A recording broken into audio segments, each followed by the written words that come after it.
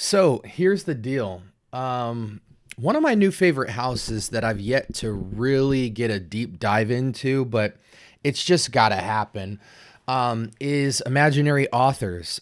And when I went to California, I went to this place called the Scent Room, and I was absolutely floored by a fragrance they carried called Slow Explosions. But I'm not ready to review that yet because I'm having too much of a good time with it.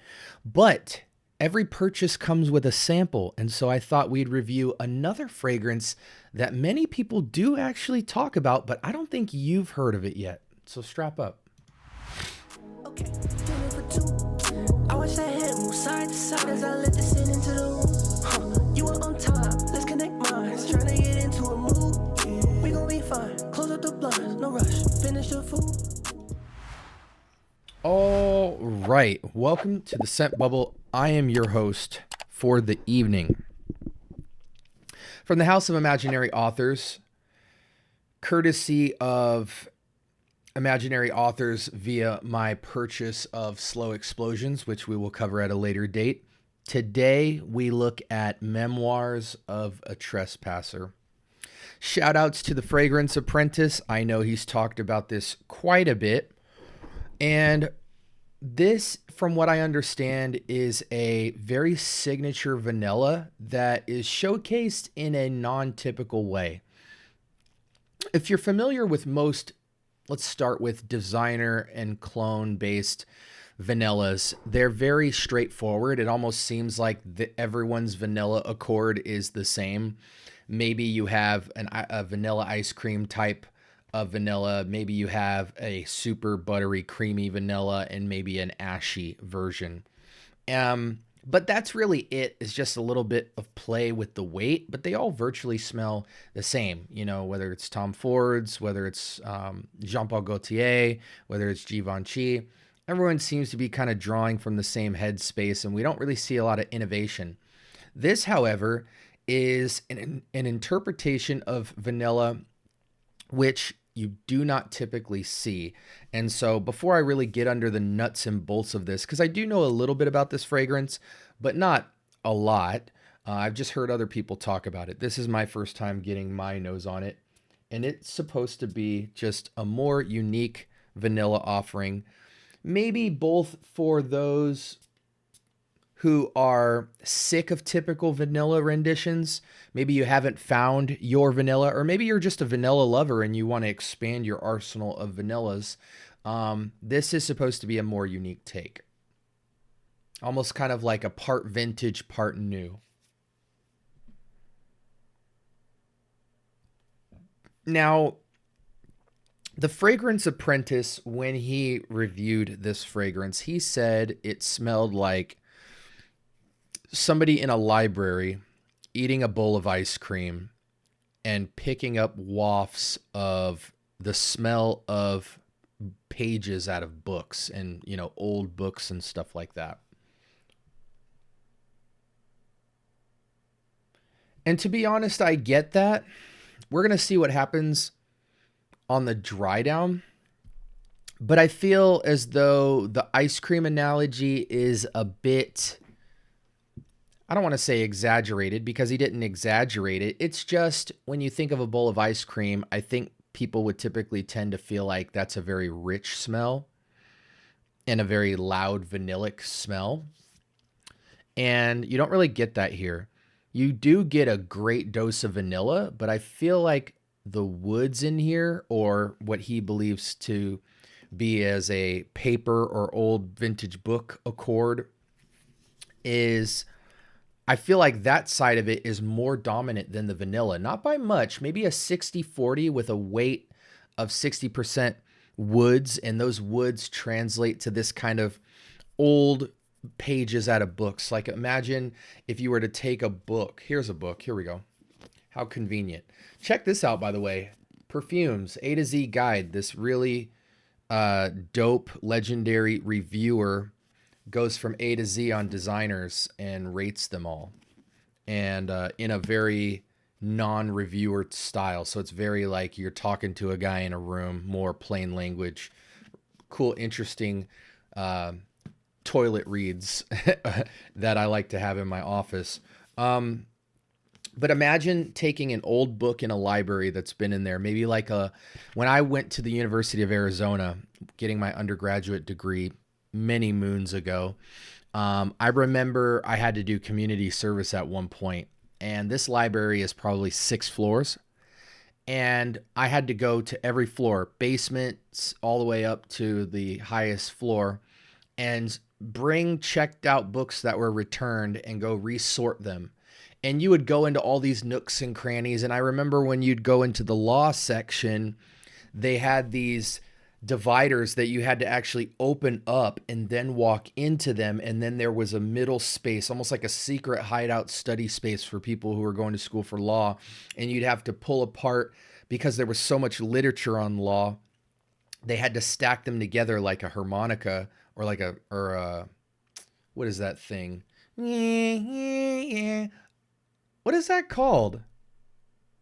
I almost said xylophone. Well, whatever that instrument is, you kind of had to separate each of the shelves to create a walkway to go into like a secret room. And I remember the smell of this library. It's almost as if you went up to a book that's like 100 or 200 years old, and you just flip the pages and you get that smell of aged paper and the aromas that have soaked into the books and the aging of the books and that kind of slightly warm paper smell. And as it ages, it almost gets a little bit sweet even when you smell the pages. They kind of have like a sweet accord to the page feel. That is absolutely here, with a little bit of emphasis on woods. There's a more woody aspect to the paperback feel, and that's more ramped up to me than the vanilla, though the vanilla is there by about 40%. But this vanilla is a more ashy vanilla. Again, imagine smelling the vanilla. Imagine I ripped a page out of an old vintage book and I dipped it in some vanilla ice cream, and then I let it dry overnight. The next morning when I smelled that page and the dried vanilla ice cream on that page, that's the smell I'm getting here. It smells like a woody, papery, dry vanilla with amber and maybe some resins. And the resins are so faint, but they kind of just coat this amberiness on it. The test strip, it's a lot more airy. On skin, I feel like the amber and woods are ramped up, and the vanilla duffs back to from 40 to like 30%. Let's go ahead and take a look here at the window and see what we're offering for information. So 4.04 out of 5 with 2,500 votes. So a lot of people are purchasing this fragrance. It's one of the hitters from the house. It's not quite creeping into mass appeal territory, but it's trying to. I'll go ahead and like it. I don't love it, but I do really like it. 4 out of 5 is a good vote. Definitely means you should put your nose to it. Let's read the write-up here, since Imaginary Authors is based on kind of storybook aesthetic. The early exploration writing of Philip Sava bent the limits of postmodern fiction, revealing fantastical worlds that fooled many into believing they were in fact real. Sava's kaleidoscopic collections, of which Memoirs of a Trespasser is the undeniable centerpiece, drew upon true experiences from his exotic travels, but were infused with a hallucinatory inventiveness that set his work apart from others in the genre. Though Sava had associates all over the world, he spent most of his time living in solitude on a ranch in southern Madagascar. When interrogated by the press, his cloistered lifestyle he notoriously answered, "Who needs love when you have cognac?" There is a kind of boozy feel with the resin pushing up against the vanilla. Let's see what we're dealing with as far as notes. Vanilla, guaiac, wood, oak. So there's the heavy woods, the guaiac and oak. Myrrh, benzoin, clay, and ambret, musk mallow. Okay. Is there anything that they're saying this is like? moderate, mostly moderate performance. So I'm sure you could get a strong 6 hours out of it, maybe give or take. Reminds people of By the Fireplace. I could see that the tiniest bit. As far as vibe, not really as far as scent profile. That's why it has a ton of downvotes. You have to look at the up and down votes on whether people agree with these selections. That's an interesting bottle right there. Okay, so let's do a vibe check real quick.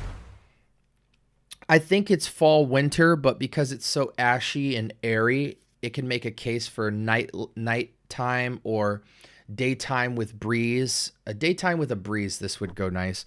It's not super duper vanillic, you know. It's not Grand Soir. It's not Vanille Fatale. It's not Vanilla Sex. It's none of those. It's much quieter, you know, 2-3 notches down. It's one of the more unique vanillas I've smelled.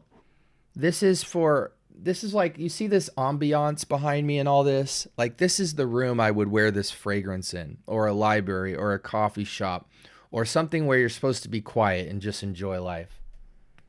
Or even, you know, outdoors on a slightly misty day, you know, with a cool breeze, just to yourself and your thoughts. This would be a scent that just kind of fits the moment and complements this kind of bravado of in deep thought, you know, kind of aesthetic. It's almost like lighting a candle. I like it. It's very unique. It's a great take on vanilla. On skin, you just need to know it's a lot more woodier, ramped up, and the vanilla duffs off even more. But there is good carry to this. Decent 2-3 feet of projection. I think it's dead perfectly unisex, maybe with a masculine lean, only because of the ramp up in woods, which, though I'm comparing it to pages from a book, I don't know if that type of aesthetic and smell would really jive well with women unless they were on the same type of vibe check as this. Because it does have an agedness to it. I think older women would really enjoy it. Age-wise for men and women, I would say probably 25 and up. I think that's ambitious even. I would say even 30 and up. But it's a creative, hip scent. It's just, you know, this is like when you go into a Hot Topic store or kind of like a record store, like a vinyl store. This might be in the air, an old library. You know, it just kind of has that vibe to it, you know, hipster or sophisticated man who's kind of deep in thought, he keeps to himself kind of vibe. So it's interesting because the weight of the scent and the presentation of it is light and airy and feels modern, but the scent itself feels aged a bit. Sprays on this, I'm going 10. Just keeping it real with you. In fact, I might rock this tomorrow since it's been raining here and just kind of catch a vibe with this. Cool scent. I mean, if you want to go more artsy and just have a unique vanilla in your collection, this is the way to go. This is a creative expression vibe type of piece. It's not really a utility fragrance, in my opinion. Fragrances like this, I actually do have a fragrance like this. One moment.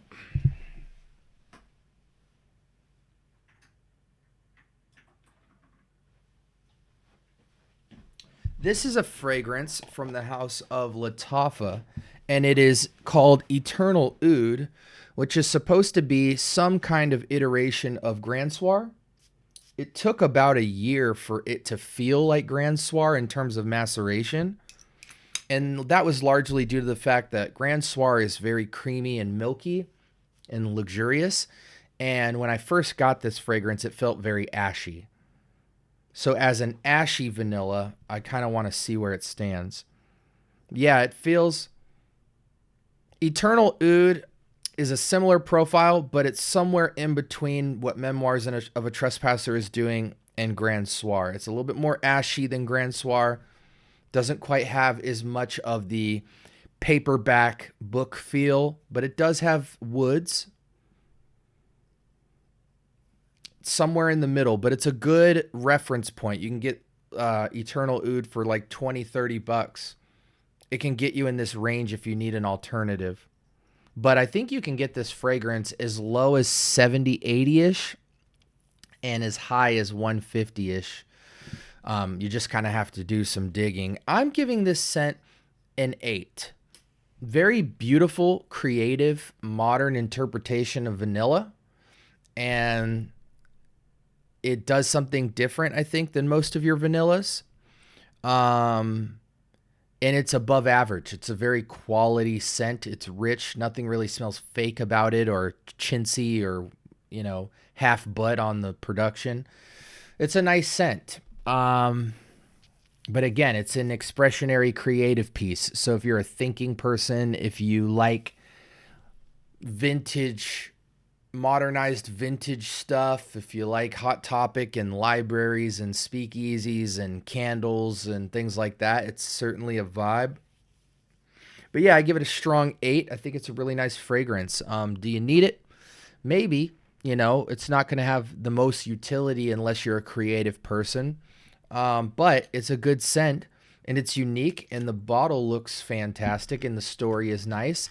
It's just got a lot of things going for it, but it's for a particular crowd. As you can see, it got a 4.04 out of 5, so a lot of people are fond of it. But from a utility standpoint, I'm just kind of telling you, you better be into more artsy stuff to enjoy this more regularly. Otherwise, it'll just be kind of a circumstantial piece to your wardrobe. This is an old trench coat, detective's trench coat type of scent. Yeah, this was Imaginary Authors, Memoirs of a Trespasser. I give it a strong 8. Let me know in the comments section if you've tried this or what other bangers from Imaginary Authors you want me to try. Like you already know, I'm a big fan of Slow Explosions. That was one of the very few, maybe top 3 fragrances that captivated me when I went to California and checked out a bunch of independent niche. And so I'm happy to have gotten this with my purchase. And I think that's the way it is. If you purchase a bottle of a Imaginary Authors fragrance, it comes with a sample of one random fragrance from the house. And I was so happy to get this after seeing the Fragrance Apprentice talk so highly about this and recommend it to so many of his subscribers. I was happy to have got this. This was a real treat in my purchase of Slow Explosions. Hope you guys have a blessed rest of your week. Sound off in the comments. I do talk back. And if you're into fragrance content, that is all we do here. So until next time, take care.